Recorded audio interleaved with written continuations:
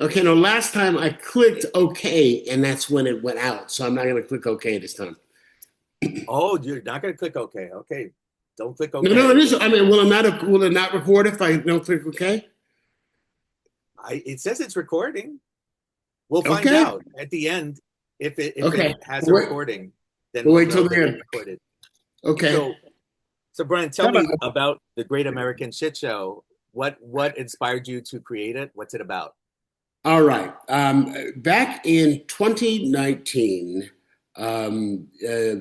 David Ford put together a festival called Times Unseen that he was doing over at the Marsh.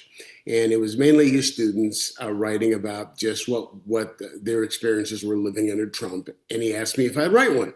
So I wrote this piece called There's Something in the Air. And it was about the morning after Trump got elected and how I got called the N word driving up 580. I mean, the day after. I mean, I hadn't been called that to my face in decades, and it was almost like the guy. It was a white guy with a beard, yelling. And the thing that cracked me up, I have actually laughed because I got called the N word by a guy driving a Prius. Wait, by a guy driving a Prius?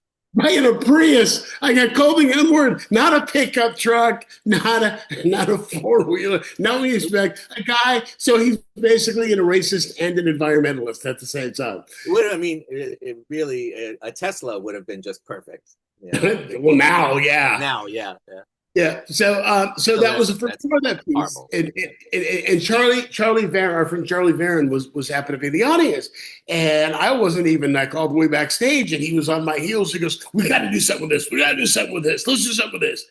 So Yeah. they came up with this idea: is why don't we do a show just leading up to the election, just to talk about all of the things that in our neck of the woods we have a lot of progressives and things that we have seen and that we've not really been able to get off our chest or to articulate. Mhm. So I wrote that piece. That piece ended up being about a friend of mine who someone I'd known and loved since I was 15 years old, who all of a sudden had gone MAGA. And, I've had, it's okay. I don't have anything about Republicans. I have plenty of friends who are Republicans, and it's just a difference in philosophy. Whereas this is not just philosophical differences when you're talking about MAGA. This is you're talking about people who don't have a problem with racism or xenophobia or sexism or any of the other horrible things that are going on. And this is not just, I think we should have lower taxes and less regulation. That we can disagree on. Saying that people are poisoning the blood of America because of their ethnicity is not. There's no agree to disagree.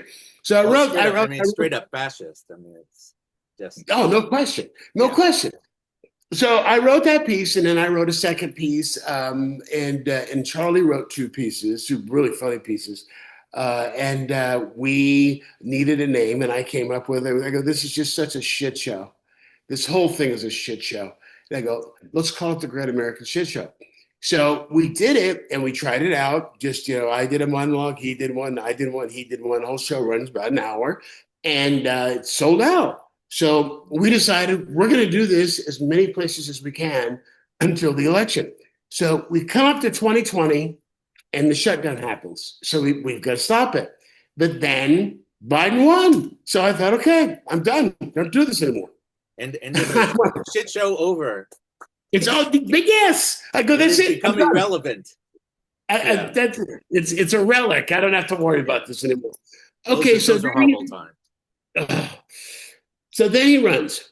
And so I brought it back again. I've known Kamala Harris since Kamala Harris ran for since she ran for DA in San Francisco. I had a debate with her against her and Terrence Hallinan.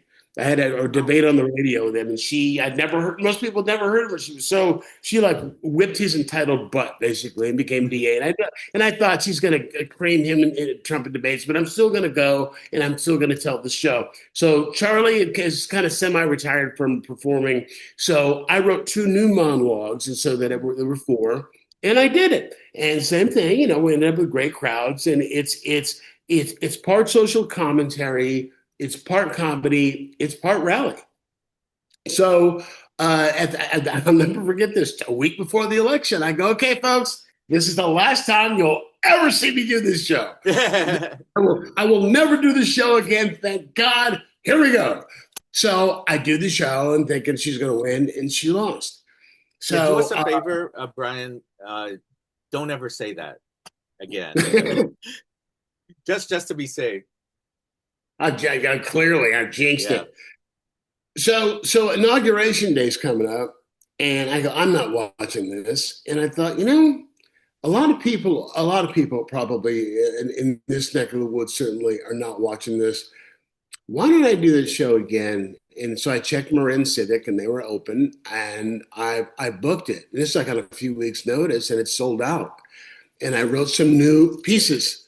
I wrote a couple of new pieces, and I decided. People were saying, keep doing this, we need it. And it was Robert Hurwitz of the Chronicle, formerly of the Chronicle, who said that what that show is a therapy session for progressives who've been quietly going insane. That's his quote. It's a therapy not so show. Quietly, but yeah. Sometimes not so, yeah. So I've been doing the show once a month. Well, the plan was to do it once a month, okay? Mm-hmm. As long as he's in office, that was the plan. And the first 3 monologues, I swapped one out this time. I've got 2 that I did before. I've got one that is relatively new since I brought this back about what, when was America last great? I delved into it. And MAGA says it's the 1950s. That's what they say. So I go into what the 1950s were like and what people think the 1950s were like. And then the fourth one is a moving target. The one I do on Me Too, and now that's changed in terms of how Me Too and the Epstein files, and just how I was Cosby's opening act, as you well. I don't know if you know that or not. Every time he played the Bay Area for 10 years, I was Cosby's either opening act or I introduced him, and I never saw anything, never heard anything, nothing. So that inspired that piece originally. And then the fourth monologue is a moving target, because that's what's been going on lately. And what really the trouble I have with that is it's like I'll write a bunch of stuff and okay, a week later it's old. That's how short this. Sometimes an hour later. I mean, just the news in this second term of Trump's, especially, even more than in the first term, it's just every day. If you just don't watch the news or follow the news for a couple hours, you cringe before getting back online. It's perfect. 30 terrible things could happen. Oh my God! But look at Saturday's a perfect example. This past Saturday, Supreme Court says tariffs are unconstitutional. So the morning is he's having a fit, because tariffs are unconstitutional and they're all thrown out and he's going to have to refund the money. Then 2 hours later, we found another way to do tariffs. Now it's 15% on the world. And I mean, that's how fast it changed.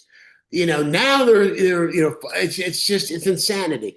So it's almost like there's a certain mental instability at the top of our political pyramid. It almost feels that way sometimes. You think? That's my suspicion.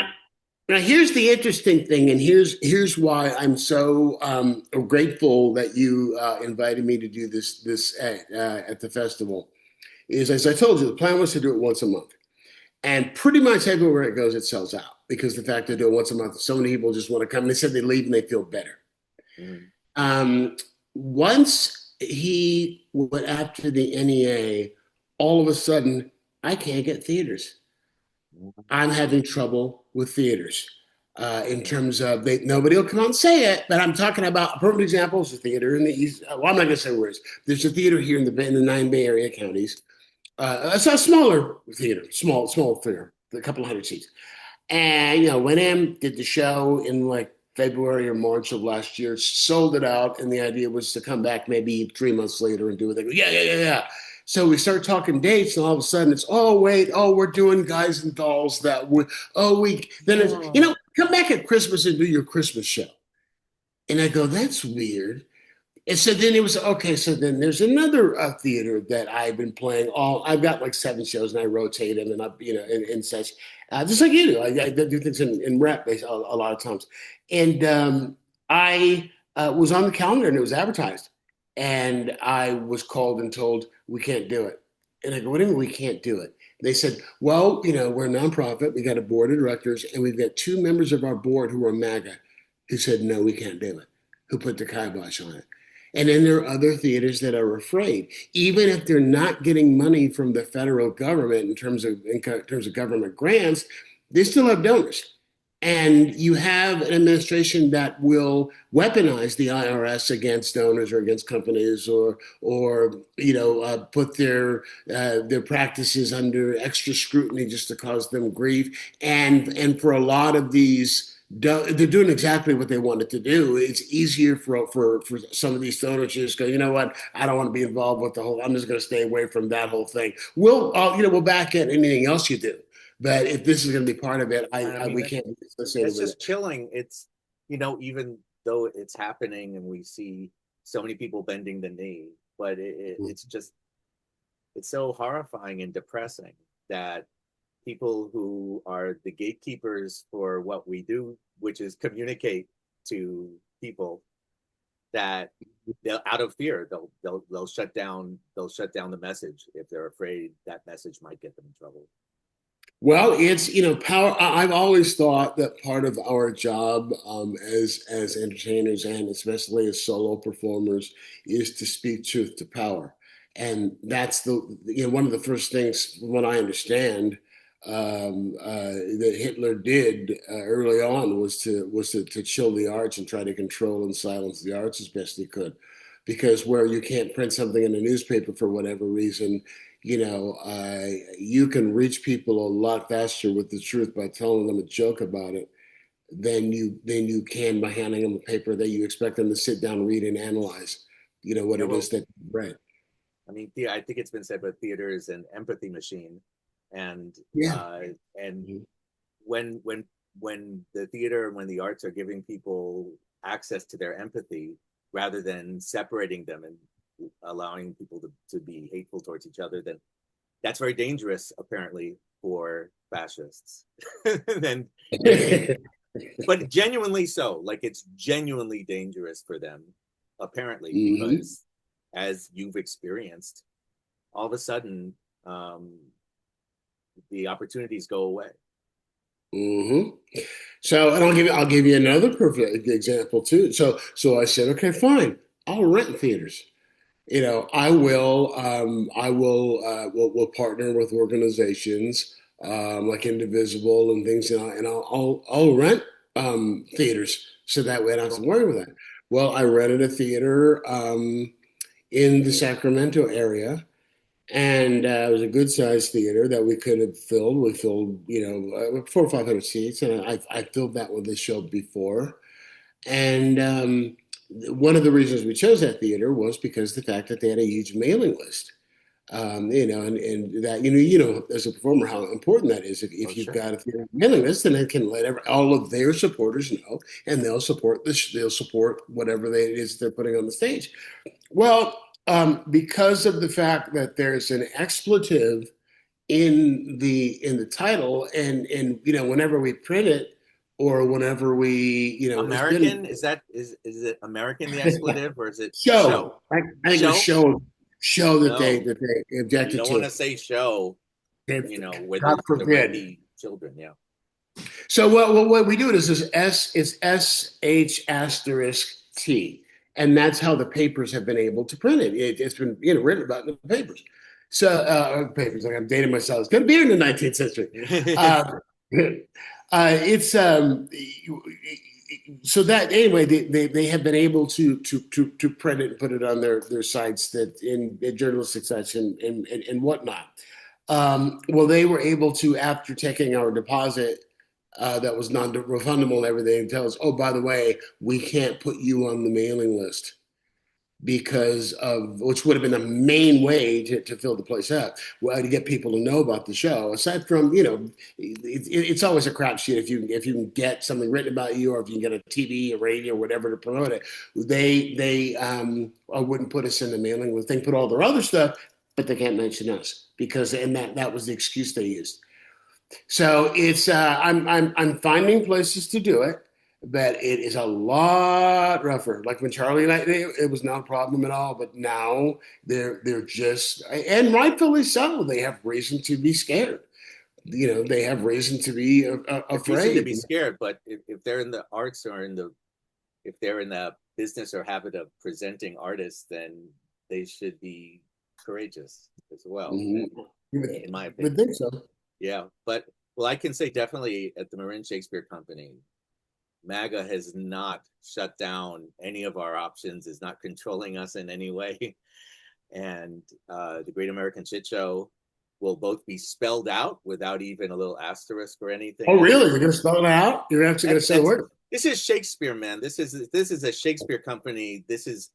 We contain multitudes, including shit. So everything can go in, and we're so excited to have you. And then I just, I know that even between now when I'm talking to you, and in the short time between now and when you'll actually be performing at the One for All Festival, that many terrible things will happen, and hopefully some good things too.